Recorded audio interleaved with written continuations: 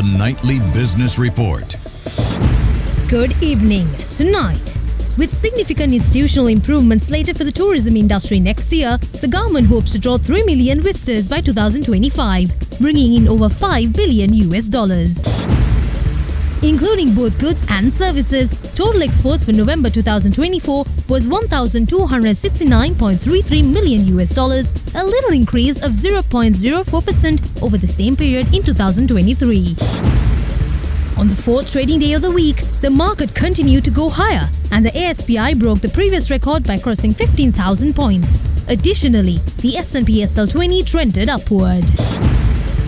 And Honda and Nissan have begun negotiations for a possible merger, marking a significant turning point for the Japanese auto industry. From Studio 24, here's Sanuvi Mudanayaka. Good evening and thank you for joining us.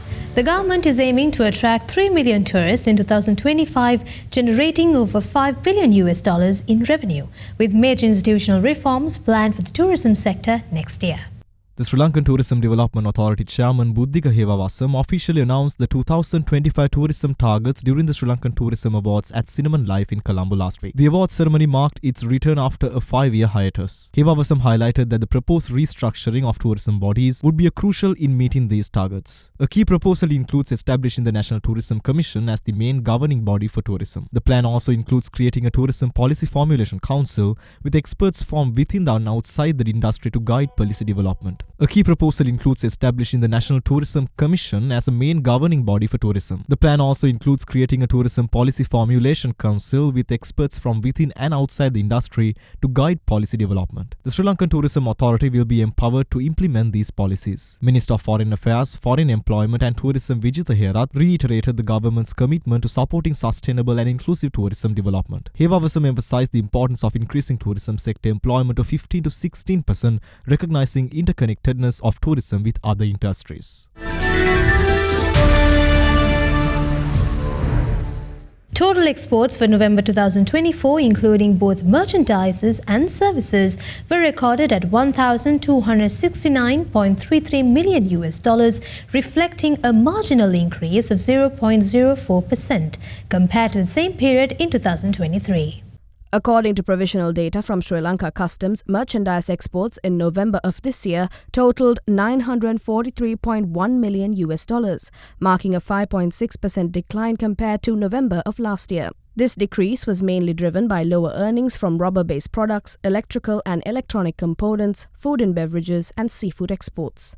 In contrast, services exports for November of this year were estimated at $326.23 million, reflecting a 20.89% increase compared to the same period in 2023. The growth in services exports highlights a positive shift in this sector. Despite the drop in merchandise exports, the increase in services exports suggests a diversification in export activities. Overall, the data highlights mixed trends in Sri Lanka's export performance. The Hambantota International Port supported a joint initiative by the Japan External Trade Organization and the Hambantota Chamber of Commerce to attract investments to Sri Lanka's southern hinterland. The delegation, primarily composed of Japan-based business organizations with branches in India and Sri Lanka, was part of JETRO's business engagement efforts. Also present were key figures from Mitsubishi UFJ Chennai, Sojitsi India, Usain Logistics, Nippon Steel Chemicals and Material India, and other notable organizations. The visit highlights the growing collaboration between Japan and Sri Lanka in promoting investment. The presence of key business leaders and diplomats underscores the importance of strengthening economic ties between the two nations. The Sri Lanka Export Development Board reports a notable 13.08% growth in export earnings from coconut-based products from November 2024. Sri Lanka's export earnings showed positive growth in November this year, with total earnings increasing from $62.06 million in November last year to $70.18 million in November this year. This marks a significant rise of 13.1% year-on-year.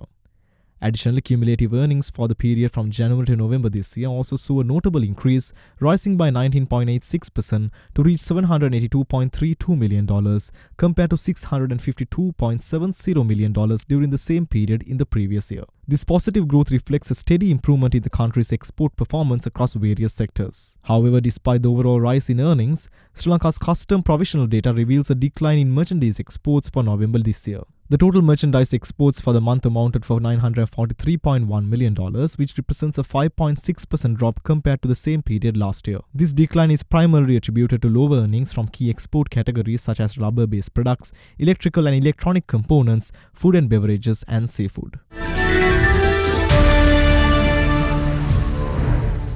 Let's take a short break now. This is a nightly business report.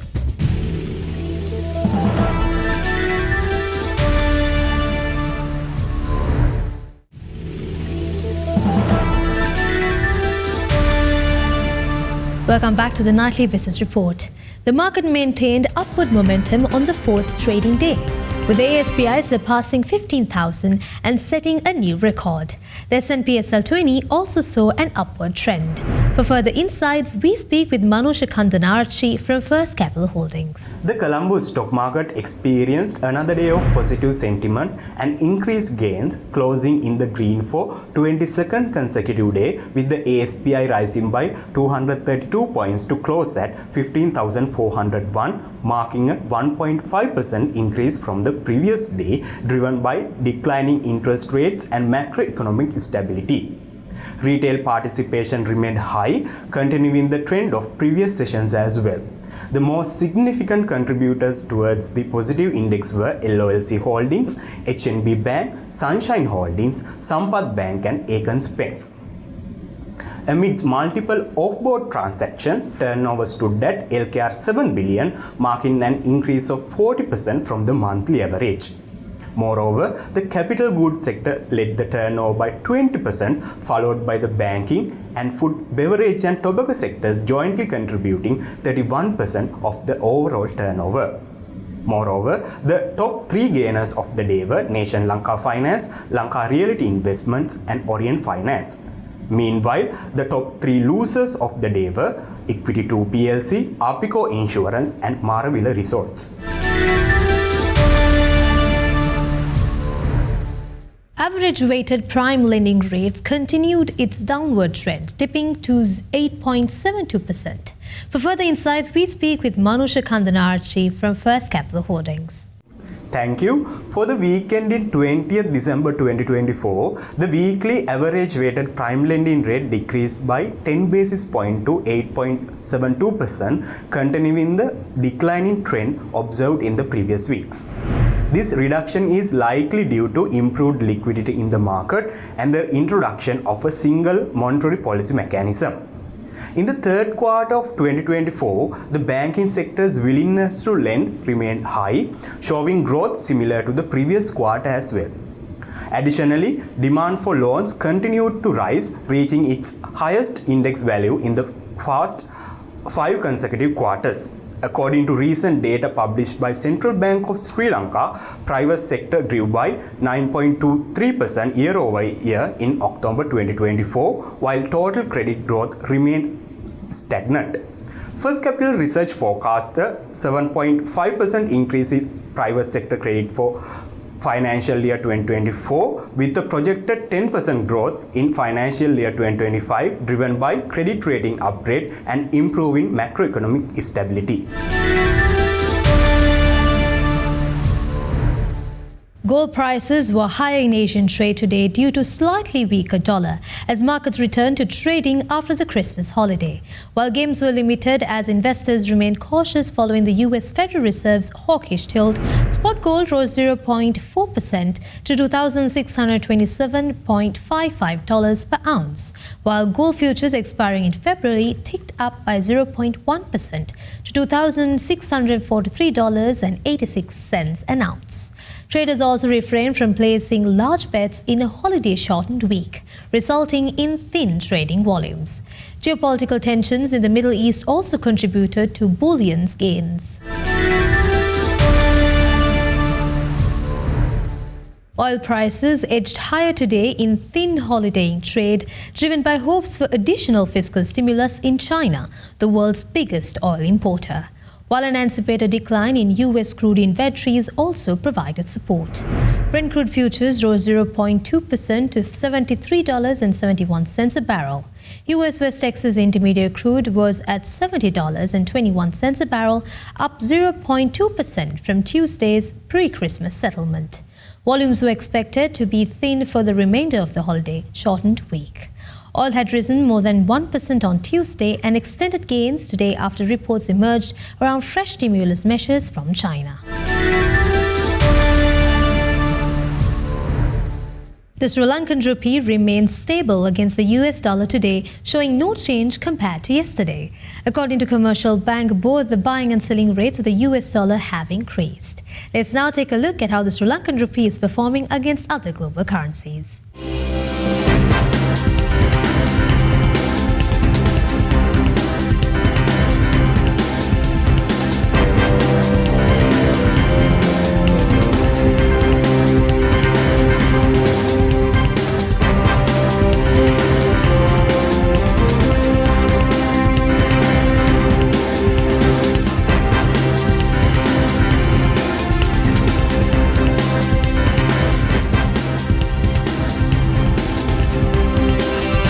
A short break now. This is the Nightly Business Report.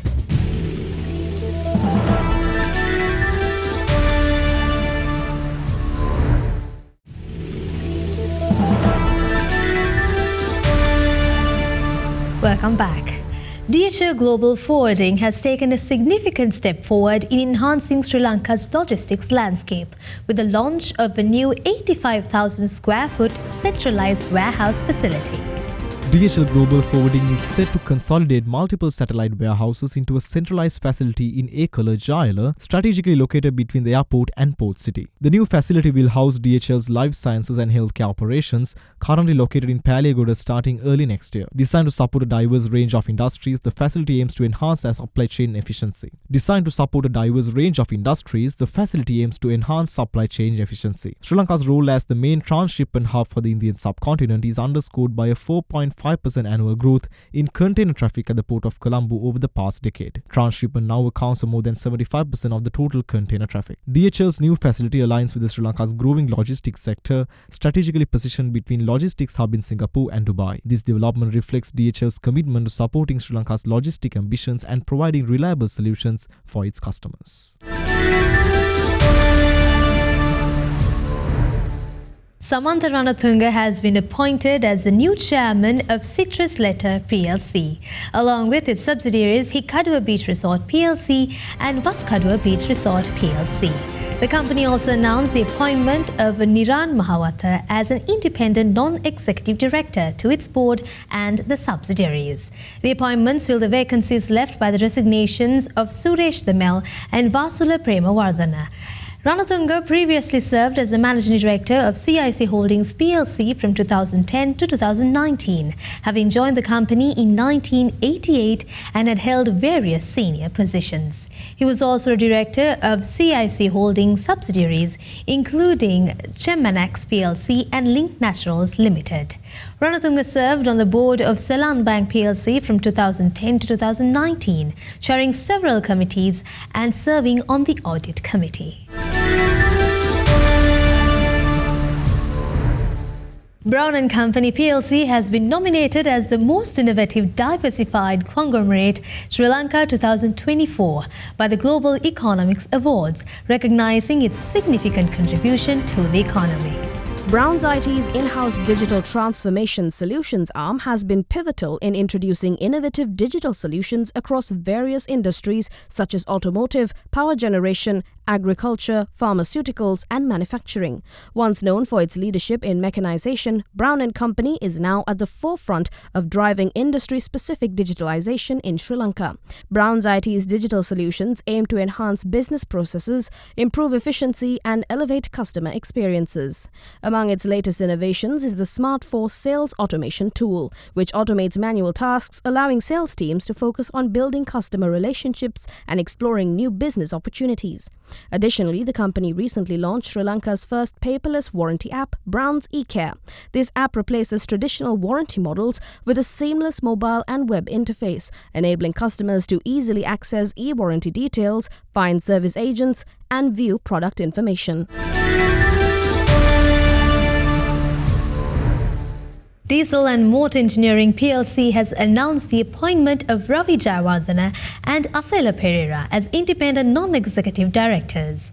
Jayawardena is the current Group Chief Executive Officer of Maliban Group, overseeing its subsidiaries such as Maliban Biscuit Manufacturers Limited, Maliban Milk Products Limited, and Maliban Dairy and Agri Products Limited. He is also an independent non-executive director at Cargill Bank PNC and the Postgraduate Institute of Management. Jayawardena previously served as the country head of sales at Coca-Cola Sri Lanka and started his career at Unilever Sri Lanka, where he held senior management roles in sales and marketing. He has an international experience, having worked in Dubai and Thailand with Unilever's modern trade teams. Jayawardena holds an MBA from the Postgraduate Institute of Management, University of Sri Jayawardenapura, and a diploma in marketing from the Chartered Institute of Marketing in UK. The Sri Lankan consulate in Milan hosted a Salon Tea event in Venice, marking the 700th death anniversary of Marco Polo, in collaboration with the National Committee and ART Academy. The final event in a series honoring Marco Polo's legacy focused on promoting Salon Tea and attracted a vibrant audience of tea experts, enthusiasts and cultural connoisseurs in Venice. The event featured insightful presentations from Italian agents of Milesna and PMD Tea, highlighting Salon Tea's rich heritage, unique flavors and global appeal. Tea sommelier Gabriela Scarpa from the ART Academy showcased the versatility and premium quality of Salon Tea, which has captivated tea lovers worldwide. Taraka Butteju, the councillor of the Consulate General of Sri Lanka in Milan, briefed the audience on the history and prestigious status of Salon Tea. The event also featured culinary delights that demonstrated the versatility of Salon Tea in gastronomy. Additionally, Sri Lankan cultural performances enriched the event, offering attendees a glimpse into the country's vibrant traditions.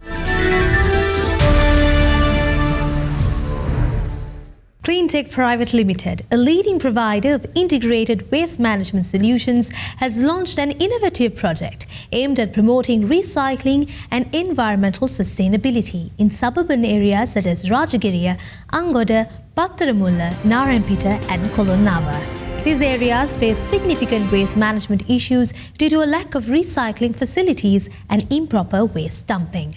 In response, CleanTech introduced an electric bicycle with a carriage as part of a pilot project to collect recyclable materials, including PET, plastic, electronic waste and paper directly from households and businesses. This initiative will help reduce pollution and contribute to a healthier planet for future generations. Additionally, the Rajagiriya Sampath PSA recycling hub has been upgraded, providing an accessible drop-off point for environmentally responsible citizens and corporations. The e-bike's ability to navigate narrow streets and isolated areas makes it easier for communities to participate in recycling efforts.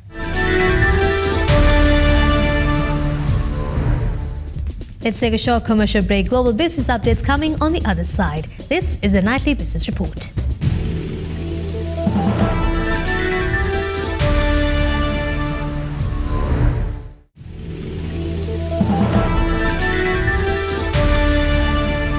Welcome back to the Nightly Business Report. Asian stocks were largely muted today as trading remained thin, with major stock indexes shot for holidays, while Japanese shares climbed after a report showed Japan planning a record budget for the upcoming fiscal year. Japan's Nikkei 225 index rose nearly 1% today, while the Topix gained 0.6%. Japan's government is preparing a record $735 billion budget for the fiscal year starting in April, driven by rising social security and debt servicing expenses. South Korea's Kospi was largely unchanged, while Thailand's set index was also muted.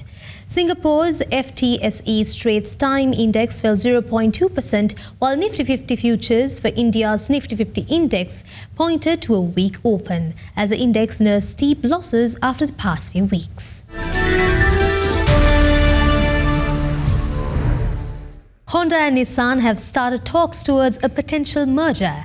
They said a prehistoric pivot for Japan's auto industry that underlines the threat Chinese EV makers now pose to some of the world's best-known car makers.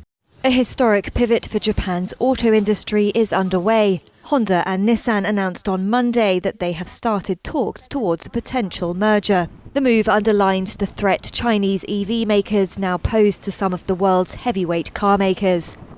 The integration would create the world's third largest auto group by vehicle sales after Toyota and Volkswagen, and would also give Nissan and Honda a chance to share resources in the face of intense competition. The companies also announced that smaller Mitsubishi, in which Nissan is top shareholder, was also considering joining. The chief executives of all three held a press conference in Tokyo. Honda is Japan's second largest automaker and Nissan is its number 3. A deal would mark the biggest reshaping in the global auto industry since Fiat Chrysler and PSA merged in 2021 to create Stellantis. The two companies said they'd aim to wrap up talks around June 2025 and then set up a holding company by August 2026. Honda has a market capitalization of more than $40 billion, while Nissan is valued at about $10 billion. Honda said it will appoint the majority of the holding company's board. In a separate online press conference with the Foreign Correspondents Club of Japan on Monday, former Nissan chairman Carlos Ghosn gave his reaction to the news. He said he did not believe the Honda-Nissan alliance would be successful and that the two automakers were not complementary. Ghosn is wanted as a fugitive in Japan for jumping bail and fleeing to Lebanon. His 2018 arrest for financial wrongdoing threw Nissan into crisis. Volkswagen announced big changes to its German operations, including more than 35,000 future job cuts and sharp capacity reductions in a last-gasp deal between Europe's top car maker and unions to avert mass strikes.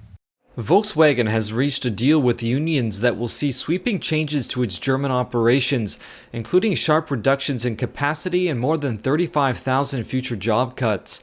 Union leaders hailed the agreement as a, quote, Christmas miracle after 70 hours of grueling talks, the longest in VW's 87-year history. Here's Union IG Metall negotiator Thorsten Groger. We are pleased that we have put together a package in which the red lines have been adhered to, he said. There won't be any immediate site closures or layoffs at Volkswagen, and the company appears to have backed away from demanding 10% wage cuts. Europe's biggest car maker has been in negotiations over pay and jobs since September. It had said cost-cutting measures were necessary to compete with Chinese rivals, handle lackluster demand in Europe, and slower than expected adoption of electric vehicles. The deal avoids costly strikes and may also provide relief to investors. Around 100,000 workers had already staged 2 separate strikes in the past month, protesting against plans to cut wages, reduce capacity, and potentially shut German plants for the first time. VW said the union deal would allow savings of $15.6 billion annually in the medium term and saw no significant impact on its 2024 guidance. That's all from us on the Nightly Business Report for today. We'll see you again tomorrow with the latest updates in the business globe. Until then, I'm Sani Mudanayaka. Thank you for watching. Have a good night.